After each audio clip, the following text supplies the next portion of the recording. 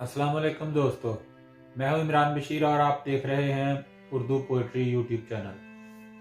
अगर आपने अभी तक मेरा चैनल सब्सक्राइब नहीं किया तो प्लीज़ चैनल सब्सक्राइब कर दें और बेल के आइकन को प्रेस कर दें। तो आइए नाज़रीन, चलते हैं वीडियो की तरफ।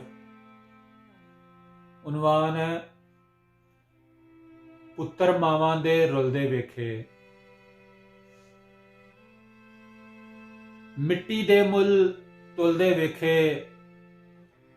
पुत्र मावां दे रुलदे वेखे। परदेस भी जिंदड़ी रोल देंदा है, उमरां दे बेर डुलदे वेखे। देश अपने जिन्हां दे वड्डे वड्डे बिजनेस चलदे,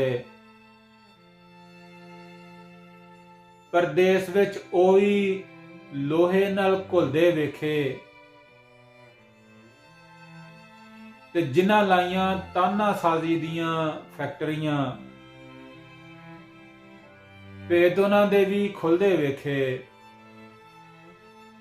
जिहड़े दरस सन देंदे नेको कारां वांगू, वेख पैसे दी चमक राह ओ भी भुलदे वेखे। करिए सच्चियां गल्लां ते दुश्मन सारे बन जांदे, झूठियां दे डेरे झूठ भी धुलदे वेखे। इमरान असां ते कोई गल नहीं करनी,